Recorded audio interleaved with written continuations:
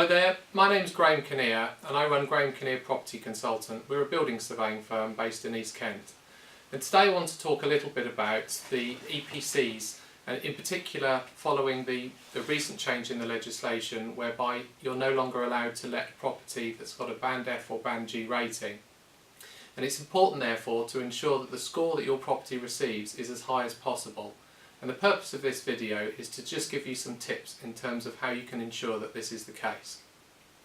Firstly, before the surveyor arrives to do their inspection, I would suggest you have a look at the property yourself and see if there's anything that you can improve. The easy wins are, generally speaking, loft insulation. One of them certainly is. So if your loft insulation is less than 100 millimetres, broadly speaking the depth of the joists in the roof, then improving it is likely to improve your score. Now it may be worth having a look on the internet, as there are grants available for loft insulation and you may be able to get this work undertaken for free. Ideally, we'd like to see somewhere between 270 and 300 millimetres of loft insulation in your loft. The other thing that you can easily look at within your property is the lighting, and to establish whether it's low energy or LED. And if not, consideration should be given to changing it, as this can also increase the score and reduce your electricity bills. Now aside from that, there's some other aspects that will help the surveyor when they come round, which could also help your score. For sake of argument, if you've recently undertaken an extension, then it would be very useful if you could provide some documentary evidence to show the date that that extension was undertaken. The reason being is that, dependent on when it was built, will depend on the level of insulation that would have needed to have been included as part of the building regulations.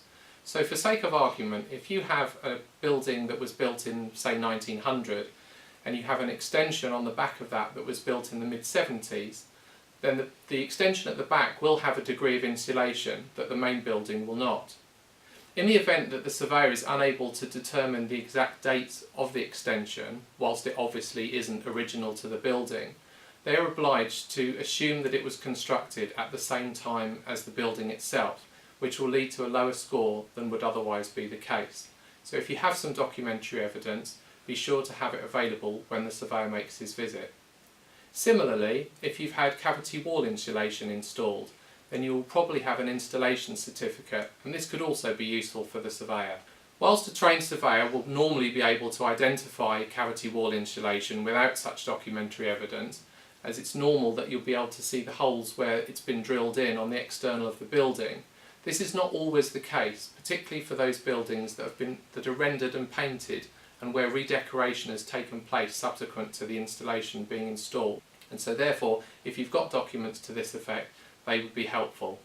The final tip in terms of documentary evidence that you could provide would be if you've had windows installed after 2002, you will probably have a fencer certificate, and it would be helpful if you could make this available, as the EPC system does make a difference in terms of how it treats windows that were installed pre and post 2002. I hope this has been of use to you in terms of getting your EPC score to the correct level and to avoid it falling into a band F or G.